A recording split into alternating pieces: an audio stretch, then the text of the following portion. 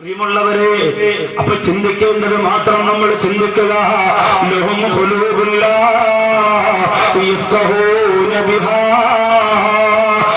ഏറ്റവും വലിയ ചിന്തകൾ മാറി മറിയുന്നത് ആരുടെ മനസ്സിലെന്നറിയോ?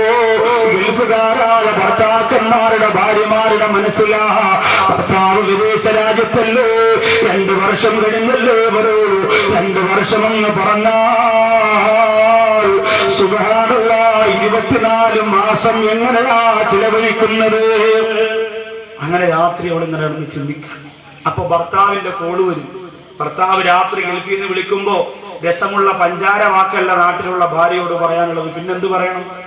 എന്ത് വാക്ക് പറഞ്ഞാലും ഫോൺ വെക്കാൻ നേരത്ത് മരണത്തെക്കുറിച്ച്, പരലോകത്തെക്കുറിച്ച്, ഖബറിനെ കുറിച്ചൊക്കെ ഭാര്യയെ പറഞ്ഞ് ബോധ്യപ്പെടുത്തി കൊടുത്തിട്ട് ഫോൺ കട്ട് ചെയ്യാം. അല്ലാതെ ഞാനങ്ങ് പുറന്ന് തോടി 1 വർഷം കൂടെ കഴിയട്ടെ, എന്നിട്ട് ഞാൻ സ്വർണത്തിന്റെ ബൈക്കിലെടുത്തിക്കൊണ്ട് എന്നൊക്കെ പറയുമ്പോ ഭാര്യ ഇങ്ങനെ മനസ്സ് പിടിച്ചു നിർത്തിയിരുന്ന, കെട്ടിയിട്ടിരുന്ന മനസ്സിങ്ങനെ ആടാൻ തുടങ്ങും. ചില മടയൻ ഭർത്താക്കന്മാരെങ്ങനെയാണ്? ഗൾഫിൽ പോയിട്ട് കൂട്ടുകാരോട് പറയും, എടാ എന്റെ വീട്ടിലൊന്ന് പോണേ, കുറച്ച് ഇഡോയും കുറച്ച് പിന്നെ വേറെ കുറെ പൊടിയും മാംഗോ പൊടിയും എല്ലാം കൂടി കൊടുത്തു വിടും. അതിന്റെ കൂട്ടത്തിൽ 10 ഗൾഫിന്റെ കാസറ്റ് കൊടുത്തു വിടും. എന്താ കാസറ്റ് എന്നറിയോ? എന്താ? കത്തുപാട്ടാ കൊടുത്തു വിടുക. അതില് എരഞ്ഞോളി മൂസ പാടുക. എന്താ? എങ്ങനാ? ഗുലാബിയിലുള്ളോരേ വന്നു കണ്ടോ കൈകോട്ടി. ഇതങ്ങോട്ട് കേൾക്കുമ്പോ അല്ലോ എന്റെ മച്ചാ പാടിക്കൊടുത്ത. ഇതിന്റെ കൂടെ നിങ്ങളറബി നാട്ടില് ഞാനും മോനും വീട്ടില് സബൂറാക്ക് സബൂറാക്ക് സബൂറാക്ക് മോളെ. ഇതാ കൂട്ടുകാരന് കൊടുത്തേക്ക് അയൽക്കുന്ന ഭർത്താവ് നട്ടല്ലെന്ന് പറഞ്ഞ സാധനമുണ്ട്. വേറെ ഒന്നുമില്ല കോത്തയക്കാൻ. ഓ, ഇതിങ്ങനെ വാരിക്കെട്ടിക്കൊണ്ട് കൊടുക്കാനാ പറയാ. ഇവിടെ നിക്കറും ചൊല്ലി, കുതുബിയത്ത് ഓതി, സ്വലാത്തും ചൊല്ലി, ഖുർആനും ഓതി, മനസ്സിങ്ങനെ ഒതുക്കി വെക്കാ. വേളൊക്കെ പോയി കേട്ട് കരഞ്ഞാമീൻ പറഞ്ഞു. അതിന്റെ കൂടെ ഞാനും മോളും വീട്ടില് നിങ്ങളറബി നാട്ടില്. ഇതാണ് അവിടെ കൊടുക്കാനുള്ളത്. നമ്മൾ ഓർക്കണം. എന്റെ പ്രിയമുള്ളവരെ, വളരെ ഗൗരവത്തോടു കൂടി ഞാൻ പറയാം, ഗൾഫുകാർ വളരെ ശ്രദ്ധിക്കണം. നിങ്ങളുടെ ജീവിതം ഗൾഫിൽ പൊലിഞ്ഞു പോവല്ലേ? എത്രയോ പാവപ്പെട്ട ഗൾഫുകാർ, ഒരൊറ്റ മജ്‌ലിസിലും ഞാൻ ഗൾഫുകാർക്ക് വേണ്ടി ദുആ ചെയ്യാതിരിക്കില്ല. അത്രയ്ക്ക് കഷ്ടപ്പെടുന്നവരാണവർ, അത്രയ്ക്ക് നൊമ്പരപ്പെടുന്നവരാണവർ. അവരെ വേദനിപ്പിക്കരുത്. അവർക്ക് അല്ലാഹു നല്ല രീതിയിലുള്ള ജീവിതം നയിക്കാനുള്ള സന്മനസ് അല്ലാഹു കൊടുക്കട്ടെ. അവരെ ഭാര്യ മക്കളോടൊത്തുള്ള സന്തോഷം അല്ലാഹു അവർക്ക് നഷ്ടപ്പെടുത്തുന്നതിന് തൊട്ട് കാത്തിരക്ഷിക്കുമാറാകട്ടെ. അപ്പോ നല്ലത് ചിന്തിക്കുക. വീണ്ടും അല്ലാഹുവിന്റെ ഖുർആൻ പറയുന്നു, ഞാൻ വിശദീകരിക്കുന്നില്ല. ലഹും ഖുലൂബുൻ ലാ യഫഖഹൂന ബിഹാ വലഹും അയ്യുൻ ലാ യുബ്സിറൂന ബിഹാ വലഹും ആവാനുൻ ലാ യസ്മഊന ബിഹാ. അല്ലാഹു പറയുന്നു, അവർക്ക് ഞാൻ കണ്ണുകളെ കൊടുത്തിട്ടുണ്ട്.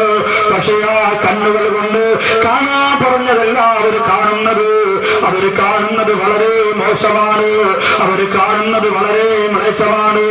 മൊബൈലിലൂടെ മിഞ്ഞുമറയുന്ന ബ്ലൂ ഫിലിമുകള് കൂട്ടുകാരിൽ നിന്ന് സേവ് ചെയ്ത് ബ്ലൂടൂത്ത് വഴി തന്റെ മൊബൈലിലേക്ക് കടത്തിയിട്ട് എല്ലാ സുഹൃത്തുക്കൾക്കും അയച്ചു കൊടുക്കുന്ന ചെറുപ്പക്കാരാ, കാണാൻ കഴിയുന്നതെല്ലാം നിന്റെ കണ്ണുകൊണ്ട് കണ്ടാൽ അല്ലാഹുവിന്റെ കോടതിയിൽ ചെല്ലുമ്പോ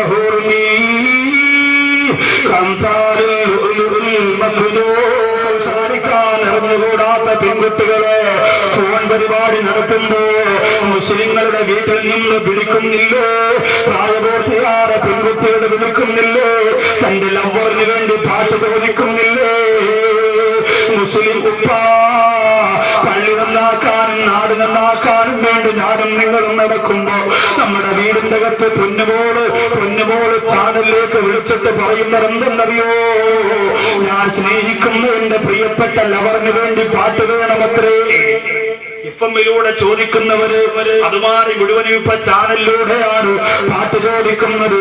അങ്ങനെ പാട്ടുകൾ കേൾക്കാനും കാണാനും സമയം ചെലവഴിക്കുമ്പോ എന്റെ പ്രിയപ്പെട്ട സഹോദരാ, സംഗീതം കേൾക്കാതെ ഉറക്കം വരാത്ത ചെറുപ്പക്കാരാ, ബൈക്കോടിക്കുമ്പോ ചെവിയിൽ വെച്ച് തലകുലിക്ക് പോകുന്ന പൊന്നുപോലെ മോർച്ചറിൽ നിന്ന് എടുക്കുമ്പോൾ ഈച്ചത്തിന്റെ ഒരു കഷണം ചെവിക്കകത്തിരുന്ന മയ്യത്തുകൾ പത്രത്തിലൂടെ ഒരു സമയത്ത് നിങ്ങൾ കണ്ടിരുന്നില്ലേ? എവിടെയാണ് മോനെ നീ ജീവിക്കുന്നത്? അള്ളാഹു എത്രയോ പേർക്ക് കണ്ണു കൊടുത്തിട്ടില്ല, അള്ളാഹു എത്രയോ പേർക്ക് കാത് കൊടുത്തിട്ടില്ല, അള്ളാഹു എത്രയോ പേർക്ക് സംസാരശേഷി കൊടുത്തിട്ടില്ല. എനിക്കും നിങ്ങൾക്കും അള്ളാഹു ഒരു തന്നോയെങ്കിൽ അത് പടച്ചറപ്പിന് വേണ്ടി ഉപയോഗപ്പെടുത്തണേ. അത് അങ്ങനെ ചെയ്യുന്നവരാരാ? ഖുർആൻ നിർത്തുന്നില്ല, വിശദീകരിക്കുകയാ.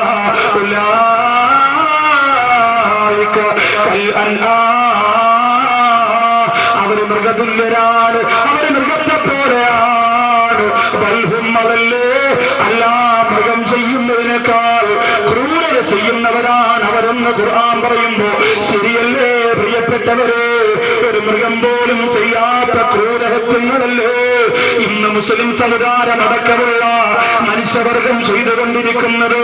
ആരോ ചെയ്യട്ടെ. എന്റെ പ്രിയപ്പെട്ട മുസ്ലിങ്ങളെ,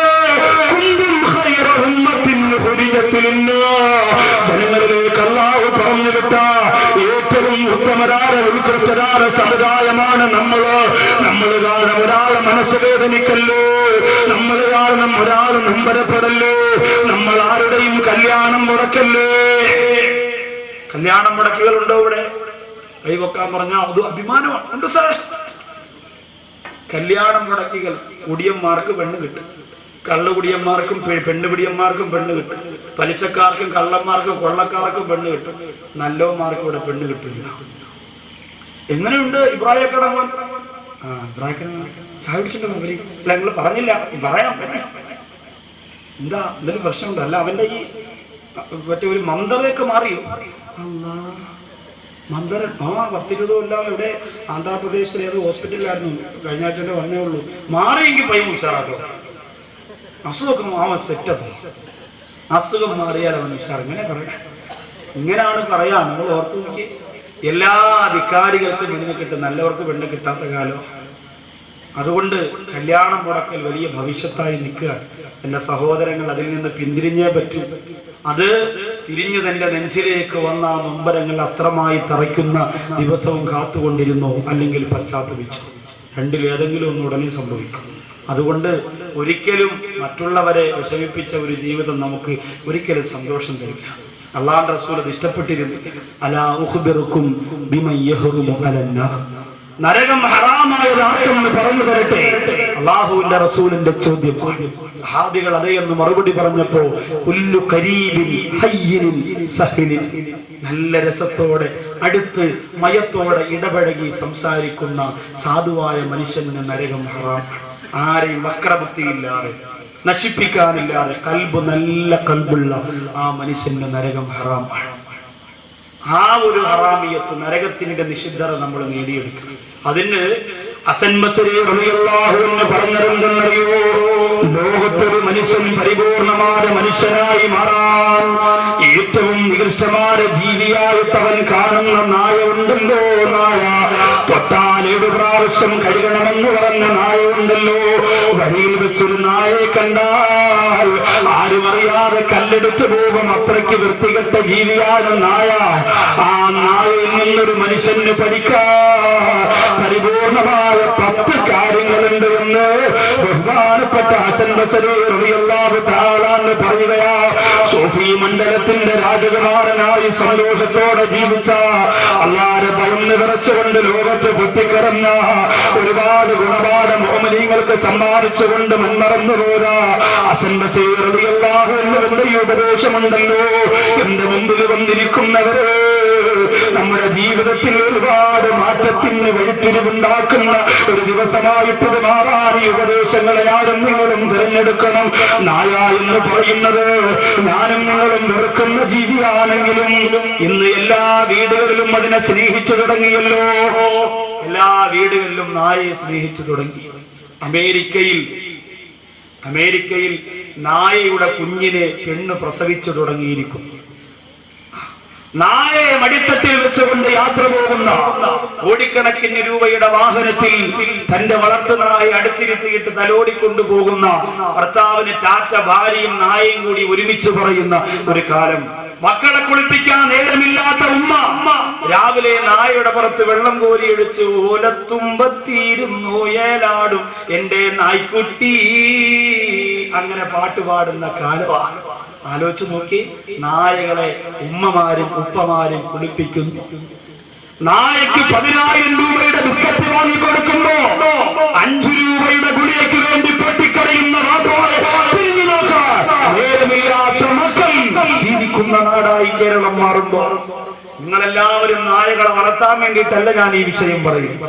മറിച്ച് ഞാനും നിങ്ങളും വെറുക്കുന്ന നായ പോലും നമ്മെ മനുഷ്യനാക്കാൻ 10 ഗുണപാഠം കൂടെ കൊണ്ടു നടക്കുകയാണ്. അതിന്റെ സ്വഭാവ രീതിയിൽ അതുണ്ടത്ര. അതെങ്ങനെ ആ സ്വഭാവം ഉണ്ടാക്കിയെടുത്താൽ അവർക്ക് അല്ലാഹുവിന്റെ പൊരുത്തം നേടാൻ കഴിയുമെന്ന്, അവർക്ക് അല്ലാഹുവിന്റെ തൃപ്തി നേടാൻ കഴിയുമെന്ന് ഹസൻ ബസരി റളിയല്ലാഹു തആല അൻഹു പറയുന്നു. നായ നമ്മൾ നിസായത്തെ കാണുന്നുവെങ്കിലും എന്റെ പ്രിയപ്പെട്ടവരെ, വകൽബുഹും വാസിഖുൻ ബിറായിഹി ബിൽ വസീദ് വലിതലത അലൈഹിം ലവല്ലൈത മിൻഹും ബിറാറാ വലമുലൂത മിൻഹും റുബാ. അല്ലാഹുവിന്റെ പരിശുദ്ധ ഖുർആനിലെ സൂറത്തുൽ കഹ്ഫാണ്. ഈ സൂറത്തുൽ കഹ്ഫിന് പോലും ധാരാളം പ്രത്യേകതയുണ്ട്. അത് ഖുർആൻ രക്ഷയും ശിക്ഷയും എന്ന വിഷയത്തിൽ പറയാനുള്ളതാ. എങ്കിലും ഞാൻ ഓർമ്മിപ്പിക്കാൻ, ഇന്ന് വെള്ളിയാഴ്ചയായിരുന്നു. സൂറത്തുൽ കഹ്ഫ് ഓതി എത്ര പേരുണ്ട് എന്ന് ചോദിച്ചാൽ